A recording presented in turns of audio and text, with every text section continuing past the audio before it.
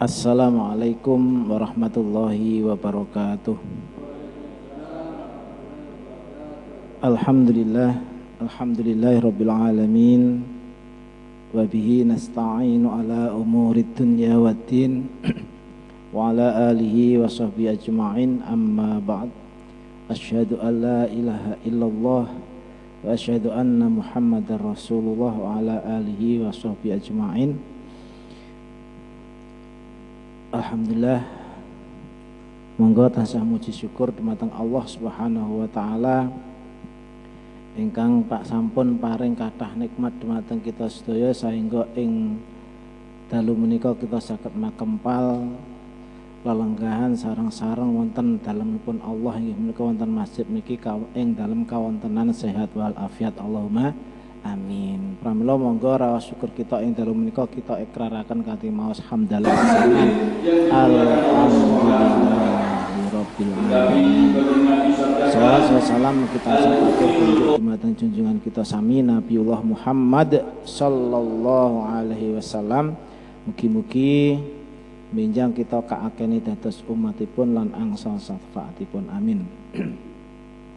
Bapak-bapak, ibu-ibu yang ngantipun rahmati Allah Subhanahu wa taala, monggo kita lajengaken malih pengaosan kita ing dalu menika. Inggih menika sampun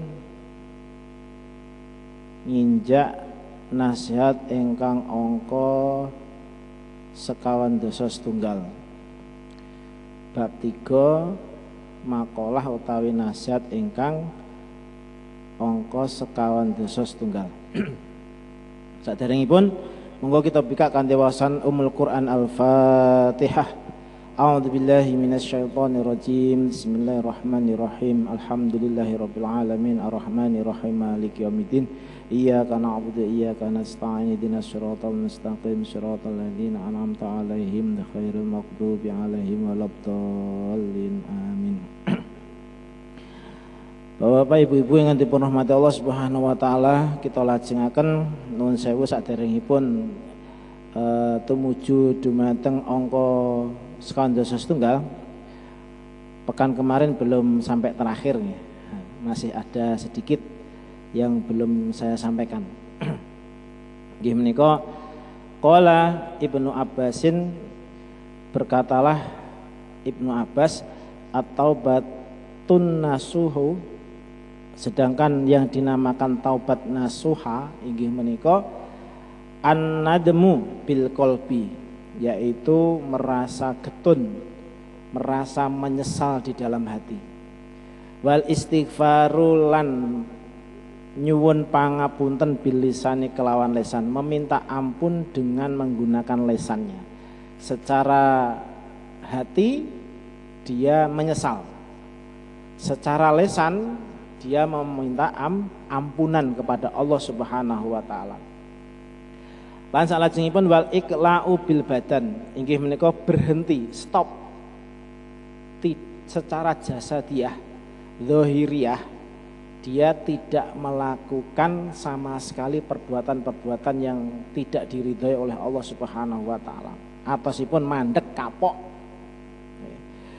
Wal itmari, dan juga secara batin.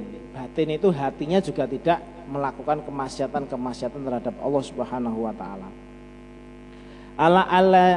Alla ya'uda ilama, atas tidak kembalinya seseorang tersebut kembali terhadap apa? Ilama, terhadap sesuatu naha yang Allah mencegah anhu dari perkara tersebut.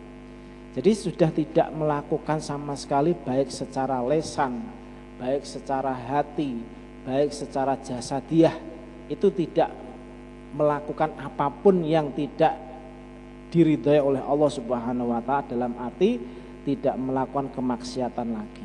Ya, itu namanya taubat, mandek jegrek ginamun niku tok taubat niku. Jadi taubat itu hanya itu saja. Berhenti baik jasadiah, baik hatinya dan lesannya senantiasa memohon ampun kepada Allah atas dosa-dosa yang dilanggarnya, hanya itu mawon, tidak ada yang lain. Itu namanya taubat, betul-betul berhenti totalitas, itu namanya taubat. Nah, Ada tingkatan-tingkatan atau level-level tertentu terkait dengan taubat ini. Pertama yaitu kita itu taubat. Taubat yang sudah itu level pertama. Ada level selanjutnya terkait dengan taubat ini. Namanya adalah inabah. Inabah itu sudah berhenti total, baik hati, jasad, dan juga lisan senantiasa mohon ampun kepada Allah. Habis itu dia mengerjakan kebaikan-kebaikan yang Allah perintahkan, sampai menuju ke sesuatu yang sempurna. Nah, ini itu inabah. Terus awalnya sudah berhenti, selanjutnya melakukan kebaikan-kebaikan sehingga kebaikan-kebaikan yang dia lakukan itu menjadi sempurna. Contohipun nuwun sewu, riyen mboten salat sakniki salat. Nah, terus sampun salat ditambah lagi salat-salat sunah. Itu namanya inabah.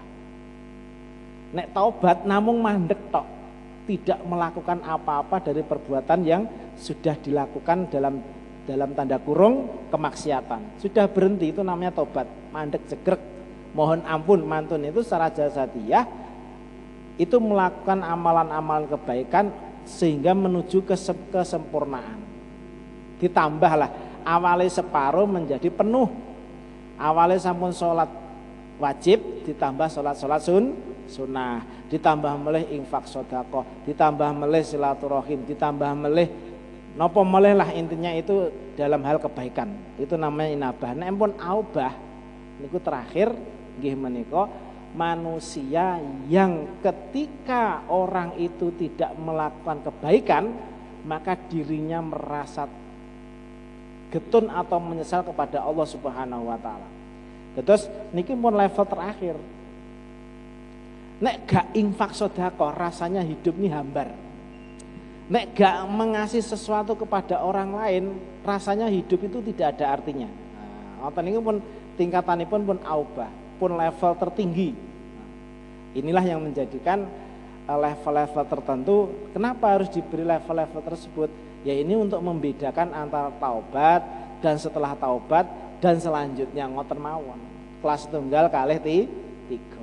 Nah, inilah untuk mengukur sesuatu amaliyah seseorang. Nah, inilah yang disampaikan oleh Ibnu Abbas radhiyallahu an. Pramila bapak-bapak, ibu-ibu yang dirahmati Allah Subhanahu wa taala, kalau kita sudah mengakui diri kita itu taubat, maka kita tingkatkan taubatan itu menjadi melakukan kebaikan untuk menuju kesempurnaan daripada amal kebaikan tersebut. Nah, ini namanya ada perubahan.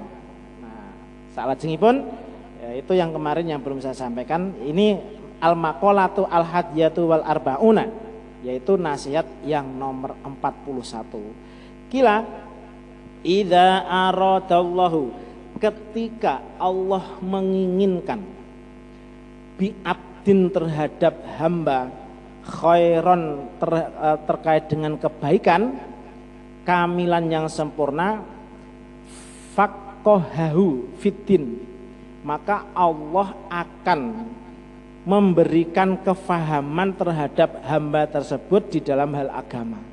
Terus kalau seandainya Allah itu menginginkan seseorang itu menjadi orang yang baik, menjadi orang-orang pilihan, terus ciri-ciri orang-orang pilihan menurut Allah Subhanahu wa taala itu ketika diberi kebaikan itu satu, ketika orang itu difahamkan terkait dengan agama.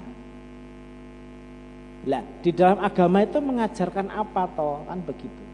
Maka di dalam agama itulah orang tersebut faham dan mau melakukannya. Rien dulu jarang sholat, jarang sholat tahajud, jarang sholat sunnah qobliyah dan sholat sunnah ba'diyah misalkan begitu. Dan ketika Allah memahamkan terkait dengan agama, orang itu menjadi istiqomah. Tahajud pun istiqomah, sholat duha istiqomah. Ini sudah sholat duha ya? Kadang-kadang. Sholat tahajud nih kadang-kadang. Jadi orang itu dulu mengerjakan sholat itu memalas. Berhubung orang itu difahamkan oleh Allah, dikehendaki oleh Allah menjadi orang yang baik, maka dia itu akan menjadi orang yang istiqomah dan cinta, kangen terhadap melakukan kebaikan-kebaikan atau ibadah-ibadah yang dikehendaki Allah Subhanahu wa taala. Contohnya nggih panjenengan sedaya ngoten iki. Ini menunjukkan jenengan memang dikehendaki oleh Allah menjadi orang-orang yang baik atau orang-orang pilihan. Tidak semua orang bisa seperti ini walaupun punya waktu dan kesempatan. Loh kan orangnya sedikit misalnya ngoten. Ukuran baik itu tidak mengukur banyak atau sedikit. Jadi ukuran standar keberhasilan sebuah komunitas atau keilmuan di dalam majelis ilmu itu bukan sedikit atau banyaknya, tapi keistiqomahan dari seseorang tersebut. Walaupun satu ya tetap ngaji, walaupun dua ya tetap ngaji. Inilah yang dinamakan Allah mengendaki kebaikan terhadap seseorang. Kefahaman fakih. Fakih itu betul-betul faham. Dan kalau sudah faham, maka dia melakukan kados ngeten iki. Senajan nonton nuwun sewu namung 30 menit atau 40 menit, tapi kita istiqomah. Inilah yang dikehendaki Allah menjadi orang-orang pilihannya. Ini contoh yang pertama. Terus contoh yang kedua, bisa jadi dulu orang itu males, piantun itu males nek maos Al-Qur'an, jan mau males isi. Ngosek lah nek. Nyampe niku megang Al-Qur'an, membawa Al-Qur'an terus membuka itu kadang nun sewu nggih. Betah-betahan lungguh maksud kula. Niki kiyat betul Al-Qur'an terus diwaos ngantos sak jam. Wonten sing kiyat tangklep mawon. Ada yang kan mboten? Wis ngosek kan. Tapi nek jagongan ngobrol lembot kalih jam, 3 jam. Pripun? Betah napa betah? Betah. Nonton bal-balan mawon Manchester United. Masya Allah. Jadi inilah ketika Allah itu menjadikan seseorang dikehendaki menjadi orang baik, ketika sudah di hadapan Al-Quran, dia itu Masya Allah istiqomah membaca Al-Quran. Hari ini membaca Al-Quran, besok juga ada keinginan lagi. Rasanya tuh kangen nek tidak membaca Al-Quran. Makanya bacaan terindah dalam kehidupan kita paling tidak ini bacaan loh ya, yaitu adalah Al-Quran. Insya Allah segala urusan dunia akan menjadi mudah ketika kita banyak berinteraksi dengan Allah biwasilah atau dengan lantaran maos Al-Quran. Di sisi lain juga ada dengan zikir-zikir, sholawat, lan sak pinunggalanipun. Banyak, tapi zikir yang terbaik di antara zikir-zikir yang ada, salah satu di antaranya adalah qiraatul Quran, maos Al-Quran. Kalih lenggah-lenggah ngoten buka mushaf, kalih diwaos-waos. Alif lam mim, ngoten nggih mboten napa-napa. Yasin. Yasin apa Yasin? Mengke Yasin. Yasin wal Qur'anil Hakim innaka laminal mursalin. Atau kita memulai sedikit demi sedikit menghafalkan surat Al-Mulk yang sudah kemarin saya sampaikan. Siapapun sebelum tidur membaca surat Al-Mulk maka ada kemungkinan besar jasadiahnya tidak dimakan oleh belatung atau hewan-hewan kecil yang ada di dalam tanah. Bisa jadi nanti cempurenipun atau liang lahatnya menjadi wangi.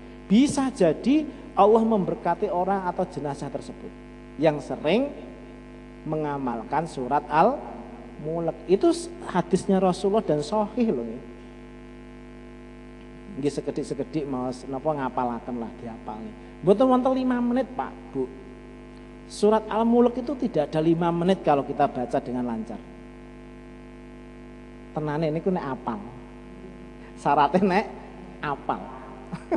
Nek mboten apal nggih setengah jam. Nggih niku. Nah, ini menunjukkan ketika Allah menghendaki terhadap seorang hamba itu menjadi seorang yang baik itu ngoten niku. Kangen, isinya namun kangen dan kangen. Tidak ada selain kangen itu kok kangen lintune niku mboten. Tidak seperti itu. Tapi ini kangen dalam hal agama.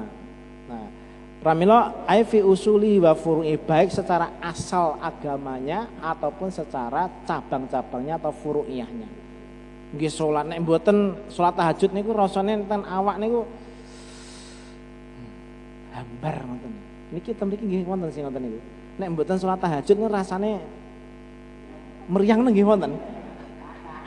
Napa nek kakean salat meriang ngoten. Atau puasa sunnah misalnya ngoten. Terus faqihu fiddin, paham terkait dengan agama itu contoh-contohnya ngoten niku. Tidak hanya sekedar paham tok tanpa pengamalan, misalnya mboten ngoten. Lengkapnya setelah paham, orang itu kalau paham pasti biasanya pun mengamalkan. Beda dengan tahu, benten. Nek tahu nggih pun hanya tahu saja. Belum tentu dia mau mengamalkan, tapi kalau sudah paham, insya Allah dia akan mengamalkan. Makanya dinamakan faqihu fiddin, faqih, paham terkait dengan agama. Rin jalang ndongaaken tiyang sepuh kekalih sakniki mulai.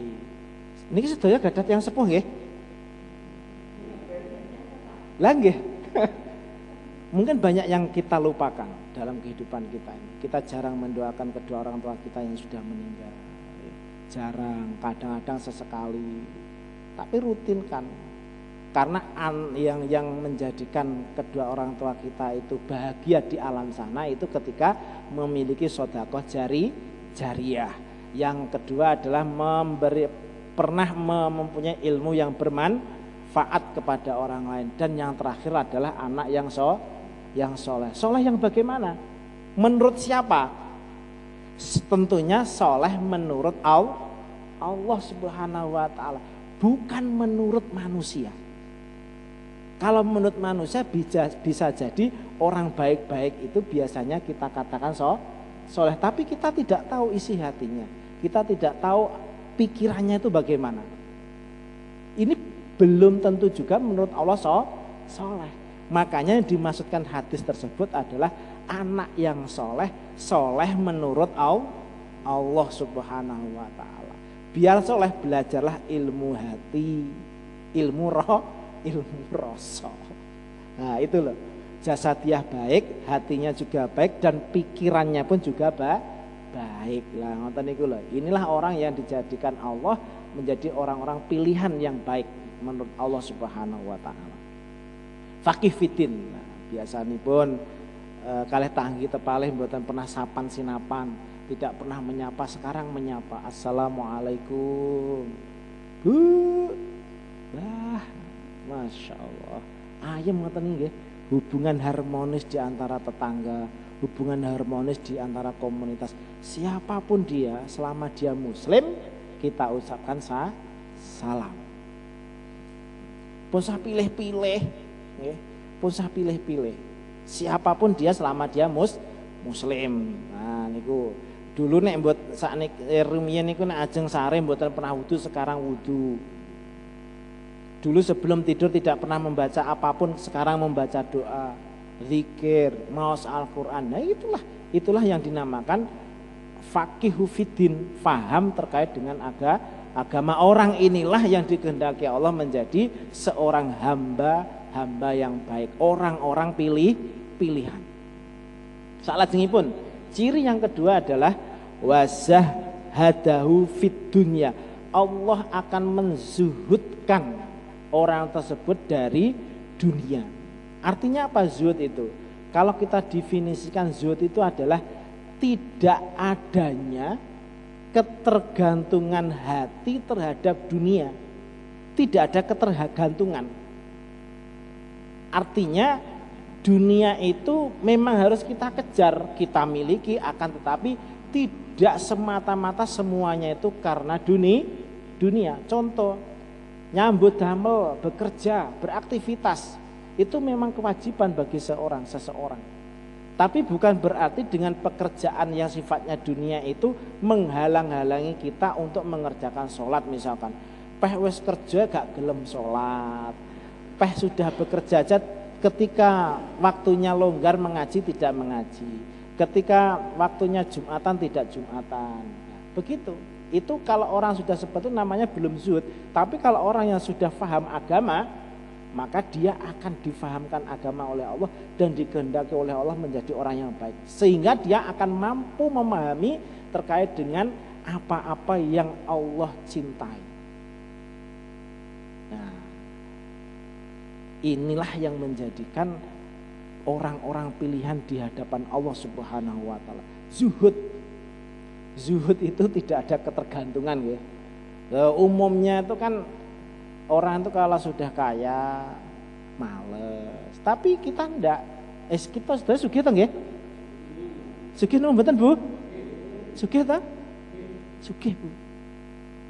Kita itu kaya. Terus pokoknya ngoten mawon mindset iki. Mindset iki ngoten niku. Pokoke ten lemari niku isine 1 miliar, 2 miliar, 3 miliar ngoten. Bayangan kita ngoten. Lah, itu tidak menjadikan penghalang bagi kita untuk beribadah kepada Allah Subhanahu wa taala. Ini orang-orang yang seperti yang sudah dizuhudkan oleh Allah terkait dengan dunia itu insya Allah tidak menjadi penghalang sedikit pun harta benda yang kita miliki. Inilah orang-orang pilihan itu seperti itu. Kadang ini malah kewalik ya. Orang di duit, sholat ya ora tek gelem, nyopo wong ya gak gelem. Kadang ngoten niku Pak, masya Allah. Terkadang nuwun sewu lho nggih, terkadang itu ada orang seperti itu. Makanya kita niku janganlah jadi orang sing ketoke lah. Nek ketoke berarti bukan aslinya. Neng dindi wis masya Allah. Ngapunten. Inilah yang menjadikan zuhud aija'ala qalbahu khalian mimma khalat minhu yadahu. Jadi kalau ulama zaman dahulu, para sahabat, tabiin ngantos ulama-ulama itu menjadikan harta itu di tangannya. Tapi tidak dimasukkan di dalam hatinya. Kalau sesuatu sudah masuk ke dalam hatinya, maka itu akan sulit untuk dilupakan. Harta benda niki seandainya temriki niku wonten nggih kata-kata saem lah, katakanlah 5 juta ngoten nggih. 5 juta wonten mawon. Jenengan kan milih duit yatra niki 5 juta tapi jenengan mantuk terus diparingi 10.000 temriki tapi tetap di sini milih pundi?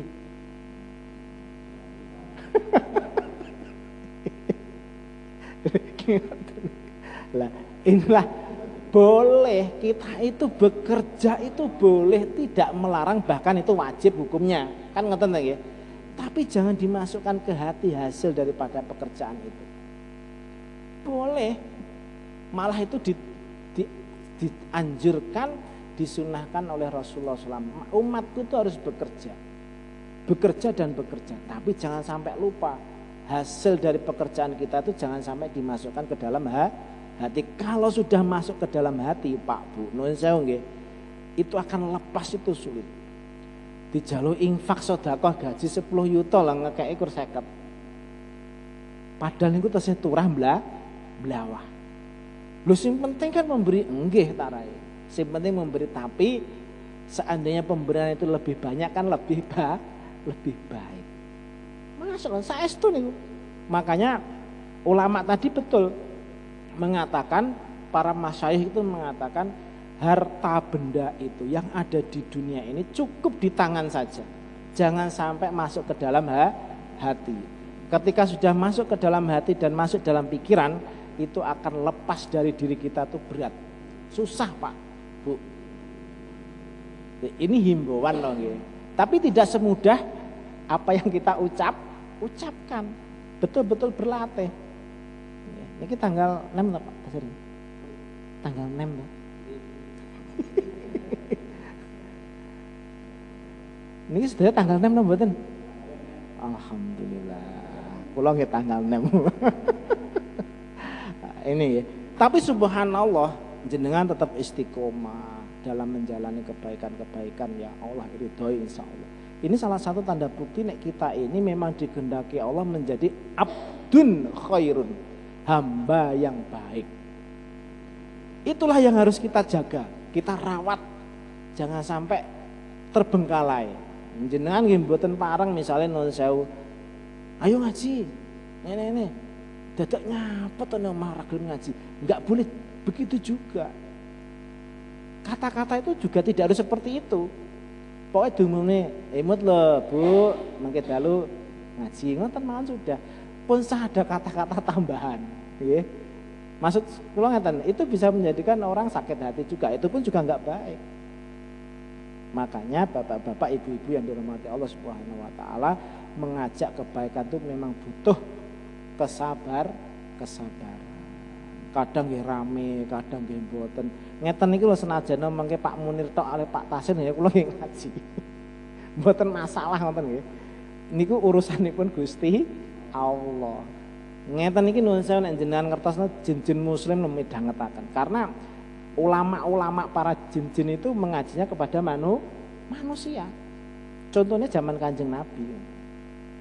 Karena peradaban keilmuan itu hanya dimiliki oleh manusia, tidak dimiliki oleh mereka-mereka itu. Pramila bapak-bapak, ibu-ibu yang dirahmati Allah Subhanahu wa taala, kita lajengaken zuhud nggih, pun zuhud itu tidak ada ketergantungan terhadap sesuatu yang terkait dengan dunia. Apapun yang terjadi, ibadah kepada Allah itu tetap jalan terus walaupun kita sudah memiliki segalanya.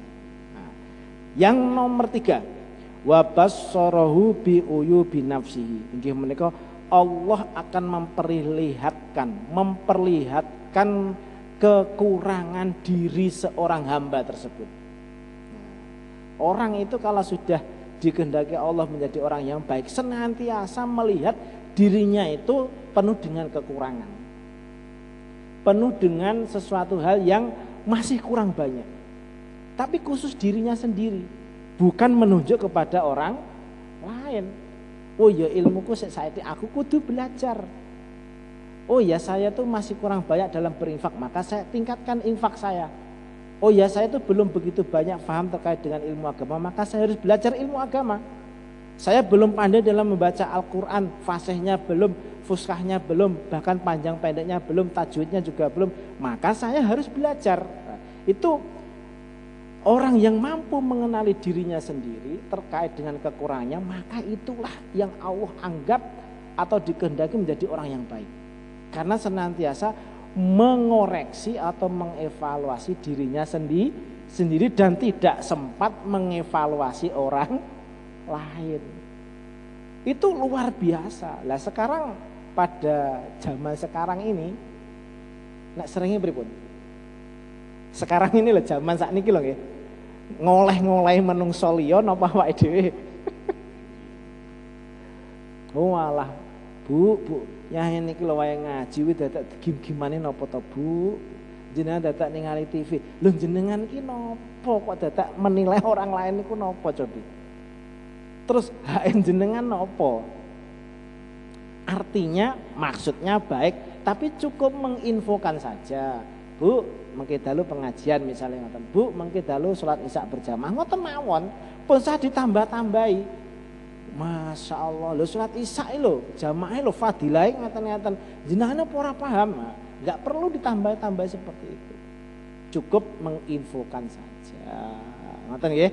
Itulah. Karena untuk mengoreksi diri kita sendiri. Belum tentu ibadah kita pun juga diterima oleh Allah. Belum tentu juga. Tugas kita adalah menyampaikan kebaikan. Namun niku mawon. Makanya pelajaran yang kemarin-kemarin, janganlah memandang rendah orang lain, janganlah memandang orang itu kecil. Orang itu enggak punya apa-apa sampun ngantos seperti itu. Inilah karakter yang tidak baik yang dimiliki oleh seseorang. Itu perlu kita ingat. Imut saestu, karena untuk betul-betul menyadarkan diri kita bahwasanya kita ini adalah penuh dengan kekurangan. Kalau kita menyadari terkait dengan uyubina, aib-aib kita sendiri, insya Allah semua itu akan menjadi indah. Tidak perlu menilai orang lain, tidak perlu mengevaluasi orang lain. Evaluasilah diri kita sendiri. Nek kita menika ngevaluasi diri kita sendiri, mengudoroso, memuhasabah diri kita sendiri, mulai dari dulu akil balik sampai sekarang, tidak tuntas waktu itu. Banyak sekali kekurangan-kekurangan yang kita miliki. Pramila bapak-bapak, ibu-ibu yang dirahmati Allah Subhanahu wa taala, inilah yang menjadikan Allah menghendaki seseorang hamba menjadi orang yang baik itu akan diperlihatkan aibnya orang tersebut. Jadi diri kita sendiri kita nilai sendiri, sibuk dengan menilai diri kita sendiri, tidak sibuk menilai kekurangan orang lain. Nanti kalau kita sibuk menilai orang lain, kita lupa diri bahwasanya amal-amal kita pun juga kurang banyak, masih banyak kekurangan. Biar kita itu tidak sombong. Sombong itu mendatangkan penyakit loh Pak. Bu, sombong itu bisa mendatangkan penyakit. Apa orang pinter gak sombong? Orang pinter itu malah lebih dekat dengan kesombongan. Karena kepintarannya. Maka orang pinter itu nggih ngati-ngati, berhati-hati. Orang ahli ibadah pun juga sama, harus berhati-hati. Karena dengan merasa dirinya ahli ibadah, ahli sholat, ahli zikir, ahli sholawat, itu menunjukkan kesombongan dia. Pramila pesannya Rasulullah SAW, berhati-hatilah terkait dengan apa yang kita miliki. Makanya orang yang dikehendaki Allah, hamba yang baik adalah mampu menilai dirinya sendiri. Bisa jadi apa yang kita lakukan itu bisa jadi belum diterima bahasa saya, belum diterima oleh Allah Subhanahu wa taala. Ini untuk memotivasi diri kita sendiri agar kita itu lebih meningkatkan amal-amal ibadah kita. Wong pinter niku bahaya loh Pak Nasir. Wong pinter niku bahaya loh. Efek daripada orang pinter itu sombong. Apalagi S5 ngoten wae. Semuanya tuh berbahaya. Makanya di dalam Al-Qur'an, di dalam hadis itu yang ditekankan itu apa toh? Akhlak. Di dalam surat Nun, innaka la'ala khuluqin azim. Wahai Rasulullah, engkau wahai Rasulullah, hai Nabi, engkau adalah memiliki akhlak yang paling agung. Akhlak mawon. Innama bu'istu makarimal akhlak. Sesungguhnya aku diutus ke muka bumi ini untuk menyempurnakan akhlak dan akhlak. Dimanapun itu adalah akhlak. Orang yang pernah melakukan kemaksiatan maka ikutilah kemaksiatan itu dengan berbuat baik dan bihulukin hasanin dengan akhlak yang baik. Maka kemaksiatan itu akan menjadi lebur atau hilang, terhapus dengan akhlak yang baik. Akhlak itu luar biasa. Makanya ditekankan dalam kehidupan kita ini, berbuat baiklah, belajarlah terkait dengan akhlak. Tidak menuntut kemungkinan kita harus mempelajari ilmu-ilmu dunia. Harus kita tingkatkan ilmu-ilmu dunia, tapi jangan sampai lupa diri atau melupakan terkait dengan akhlak. Karena penting sangat akhlak. Akhlak inilah yang akan mendriveri atau menyetir keilmuan yang kita miliki. Engko wis pinter, duitnya sapa-sapa dipek, dijupui, dientiti. Napa bahasanya disunati? Disunati. Nggih ngoten-ngoten iki lho bahayane kan ngoten. Karena enggak punya akhlak. Inilah yang menjadikan Rasulullah SAW itu diutus di muka bumi ini untuk menyempurnakan akhlak. Bapak-bapak, ibu-ibu yang dirahmati Allah Subhanahu wa taala, salajengipun inggih menika wal maqalatu asaniyatu wal albaun ingkang nomor 52 kalih an Rasulillah sallallahu alaihi wasallam, diriwayatkan dari Rasulullah sallallahu alaihi wasallam annahu qala, sesungguhnya Nabi berkata atau bersabda, hubbiba ilayya min dunyakum, aku ini dicintakan dari duniamu itu ada 3 perkara. Terus Rasulullah itu cinta itu namung 3 perkawis Pak. Nek kita niki senenge napa mawon? Omah apik, mobil mewah, bojo ayu. Nggih. Terus lemah pun hektaran, ini mboten. Bangunannya pun megah, tingkat 3 dan lain sebagainya. Itulah keinginan kita sebagai umat Allah. Tapi Rasulullah namung 3 tok Pak Bu. Napa niku? Salasun at-thayyibu. Terus Rasulullah niku cinta cintanya itu terkait dengan dunia ini pertama adalah at-thayyibu, yaitu sering memakai wangi-wangian. Ya. Minyak wangi ini lho Pak, Bu. Lah, secara ilmu fikihnya wewangian itu sesuatu yang mendatangkan wangi. Ini disunahkan untuk bapak-bapak loh. Kalau dalam ilmu fikih itu disunahkan pakai minyak wangi itu khusus bapak-bapak. Ibu-ibu mboten. Nggih. Ibu-ibu malah sakniki niku kewalik lho, Pak. Sing mboten minyak wangi niku ibu-ibu nggih. Nek medal ten pundi-pundi ngoten niku napa meneh nek buwuh atau becek ngoten niku. Padahal itu enggak disunahkan. Yang disunahkan tuh bapak-bapak. Masalahnya pun bapak-bapak niku nuwun sewu. Bukan berarti tidak mau bersihan mboten. Biasanya pun bapak-bapak niku nek ajeng bidal yang bedamel ngoten niku lho, Pak. Medal saking griyane wong benik niku kalih melampah lho, Pak. Gitu mboten. Saking cepet-cepet wis lah. Kadang nggih nuwun sewu nek siram bapak-bapak niku nggih ngoten niku lah. Enggak ada 5 menit kula yakin. Gitu mboten Pak Munir? Sing aktivitas niku lho, kadang-kadang nggih syarat wudu sampun. Lah itu disunahkan memakai. Rasulullah itu suka sekali dengan wangian. Bahkan sampai sekarang pun Makkatul Mukarramah, Madinatul Mukarramah kan lingkungan Ka'bah itu kan wangi ya. Biasanya pun diparingin apa nih kan? Dupa. Buhur namanya. Buhur. Terus nek ten Jawa nggih menyan lah. Menyan. Wah, mungkin kok dukun boten. Sunah niku nggih untuk mewangikan ruangan. Mungkin jenengan wastani, wah, Pak Haji Tasir dukun. Boten, tergantung pemakainya. Ketika jenengan memakai untuk mengundang hal-hal yang negatif, ya datangnya negatif. Kalau dupa itu digunakan untuk melakukan sunnah, yang datang ya para malaikat pun Allah Subhanahu wa taala. Pun salah paham loh nggih, itu disunahkan memang. Jadi jangan sampai kita gagal paham. Terus Rasulullah itu cinta sekali. Terus para habaib wonten dalem. Kalau sering itu ketika ten Pasuruan ten Bangil niku ketika sowan habaib wangi Mak griyane. Wangi. Nggih niku di napa? Menyan. Nek basane Jawa menyan dupa. Nek basa Arabe buhur. Nggih. Pareng, boleh.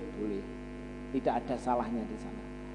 Tapi mungkin enjenengan di napa niku dipantau kalih lingkungan mboten ngetos lho kula nggih. Kayak dukun nggih. Wah nek sing lara wah dukun. Sampun ngantos ngoten lho nggih.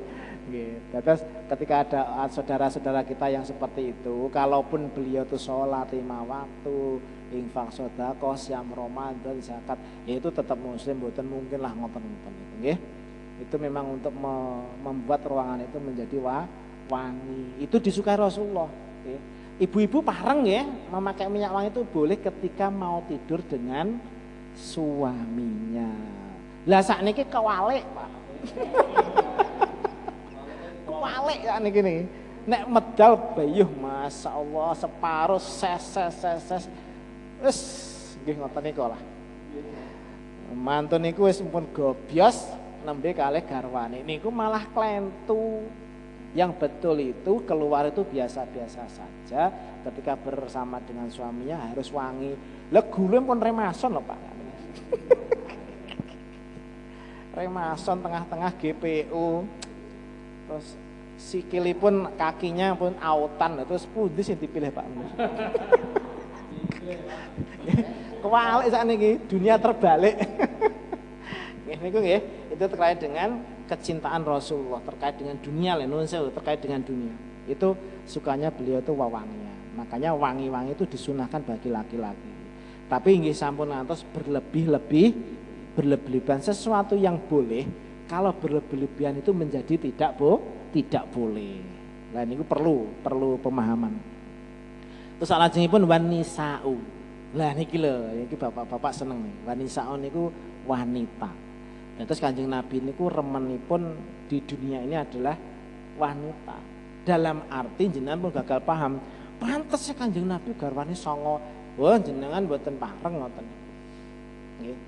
Rasulullah itu menikahi 9 wanita itu karena untuk mengangkat harkat dan martabat seorang wanita ketika itu. Ya sakniki napa pareng? Tapi nggih sekawan tok mawon. Maksimal niku. Kiat nopo mboten, Pak? Wong siji mawon niku benjing hisape dibangun lho, Pak. Ten yaumul mriku niki hisape dangu. Bertahan mawon setunggal nggih. Bertahan mawon lah. Pun sah tambah-tambah. Tapi Rasulullah gitu itu, tapi Kanjeng Nabi Muhammad SAW itu istri yang setelah Khadijah itu yang masih gadis hanya satu. Nggih menika Siti Aisyah. Yang lainnya janda. Dan jandanya yang paling muda umurnya 38. Yang lainnya di atas 50. Jenengan kerso, Pak? Umur 50 tahun ke atas. Bukan karena nafsunya Rasulullah, tapi ingin mengangkat derajat dan martabatnya seorang wanita. Dan ketika itu memang semuanya dari napa niki raja-raja yang kalah perang. Dari suami-suami mereka.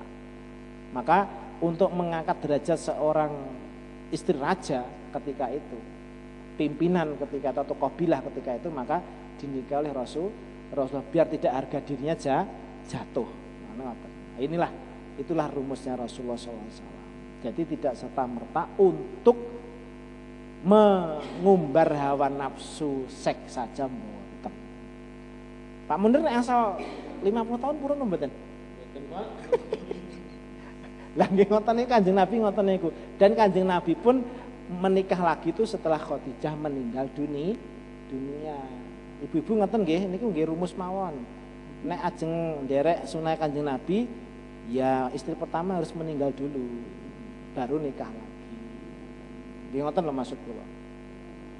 Nek pengen itbak Kanjeng Nabi lho.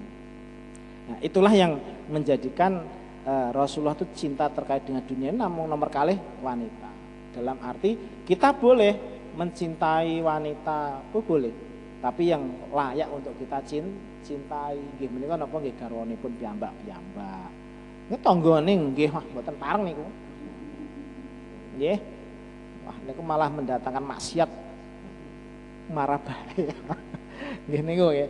Nah, nikulah wanita. Jadi Rasulullah itu rumusnya ngoten nggih, menikah banyak atau memiliki istri banyak itu bukan karena hawa nafsu semata, tapi hanya ingin mengangkat derajat harkat martabat seorang wanita. Karena zaman dahulu tuh wanita itu hanya menjadi objeknya seorang laki-laki, dan dulu banyak yang dijual. Murah harganya dulu. Artinya harga diri seorang wanita zaman dulu itu murah, diperjualbelikan. Maka Rasulullah mengangkat derajatnya seorang wanita itu memberi contoh. Dinikahi itu malah mengangkat derajat seorang wanita. Sehingga ada keterikatan kehalalan di antara laki-laki dan perempuan. Sehingga tidak dijadikan objek oleh laki-laki pada zaman dulu. Nah niku. Ingkang angka 3 terakhir. Wa ju'ilat qurrata aini fi sholati. Jadi yang ketiga adalah Rasulullah itu cintanya di dunia ini adalah hanya dengan sholat. Sholat itu menjadikan ketenangan dalam jiwanya Rasulullah SAW. Jadi sholat niku malah tambah ayam mau tambah susah, Pak. Jujur mawon ya. Oh, napa mulai ndek wingi udian mulai enjing atas. Subuh niku kula ten masjid waras-warasen misalnya ngoten. Nggih. Jadi sholat itu menjadi wasilah atau amal ibadah yang sangat dicintai oleh Rasulullah SAW. Kadang nggih wonten lho Pak, orang yang mengatakan aku wis eling tok pangerane cukup gak usah sholat. Oh mboten pareng apa niku. Ibaratnya kalau kita hanya ingat kepada Allah tok tapi tidak mengerjakan sholat, ibarat kita itu mengangan-angan menggambarkan mangan sate namun angen-angen tok. Tentunya kalau nggak memakan kan tidak bisa merasakan nikmatnya, hanya bayangan saja. Lah ngoten loh. Artinya sama ketika kita itu ingin menjaga agama Allah ini harus dengan cara sholat. As-sholatu imaduddin. Sholat itu adalah tiangnya agama. Ketika sholat ditinggalkan maka agama itu akan runtuh. Dan ketika agama ini runtuh, bersiap-siaplah kedatangannya hari hari kiamat. Makanya mari kita jaga, kita kuatkan sholat untuk mengokohkan agama ini. Sehingga Allah lebih cinta kepada hamba-hambanya yang bertakwa di hadapan Allah Subhanahu wa ta'ala. Terus sholat itu nggih kita nggih ngesakaken to nggih. Kanjeng Nabi mau nampi sholat niku direwangi munggah langit setunggal ngantos langit ketujuh. Bahkan di atasnya langit ketujuh. Nggih menika Sidratul Muntaha. Niku jerih payahnya Rasulullah dikehendaki oleh Allah untuk menerima menerima perintah yaitu sholat. Karena sholat itu untuk menyelamatkan umat Rasulullah SAW. Nek gak iso khusuk pripun? Sinten saya sakit khusuk salate kula tanglet namun. Loh, khusuk salat niku mlelelele mboten gampil lho, Pak. Bu. Loh, saestu lho wong mengke Jawa misalnya Jawa ngoten nggih, pas Allahu Akbar Jawa terus masyaallah. Pemeane roh tintas. Bisa jadi seperti itu. Khusuk niku angel. Walaupun itu sulit tapi kita tetap mengerjakan kewajiban ini.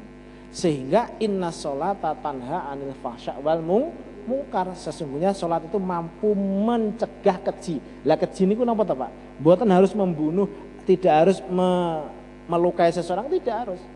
Secara fisik nggih, jenengan rasan-rasan, jenengan menggibah seseorang, jenengan meremehkan seseorang, itu namanya keji, Pak. Makanya di sini diajarkan bagaimana toh kita menjadi orang yang baik. Orang baik itu adalah buah daripada sholat tersebut. Ngoten lho.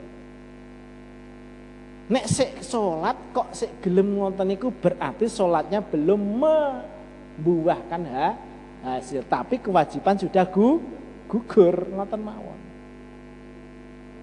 Tapi nek mboten nggade buah nggih, yo tidak memberikan banyak manfaat kepada orang lain. Apik ya apik dhewe, tapi orang lain tidak bisa menikmati kebaikan yang ada pada diri kita. Niku nggih man, makanya monggo sholat karena dengan sholat inilah menjadikan jiwa Rasulullah itu menjadi tenang. Istirahatipun Rasulullah niku sholat. Istirahatnya jenengan apa? Nah, leres. Sare sampai 8 jam 9 jam ya sedinten. Kenapa mboten sing pun pensiun niku malah nuwun sewu, malah saya menikmati hari tua wis pun ngatas-ngatas lho nggih.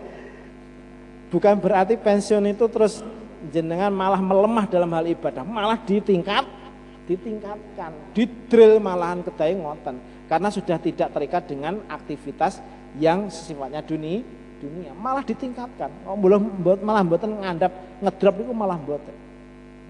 Nggih. Niku salat menjadi sarana untuk menjadikan jiwa kita tenang. Niku Rasulullah. Cintanya hanya 3 Rasulullah itu. 1 suka wewangian, 2 cinta kepada wanita tujuannya untuk mengangkat derajat martabat seorang wanita. Yang ketiga adalah senang melakukan sholat, mendirikan sholat. Sampun isak nuwun ngapunten. Monggo kita tutup kanthi wasan hamdalah. Alhamdulillahirabbil alamin. Assalamualaikum warahmatullahi wabarakatuh. Waalaikumsalam warahmatullahi wabarakatuh. Alhamdulillahirabbil alamin. Kajian kitab kuning Nashaikhul Ibad selesai. Mudah-mudahan apa yang dijabarkan, yang disampaikan Bapak Ustadz Sugiarto bisa menambah ilmu kita, wawasan kita, sehingga kita semakin istiqomah di dalam menjalankan ibadah kepada Allah Subhanahu wa taala. Mari kita tutup dengan doa kafarah majelis. Subhanaka Allahumma wa bihamdika asyhadu an la ilaha illa anta wa astaghfiruka wa atubu ilaik. Wassalamualaikum warahmatullahi wabarakatuh.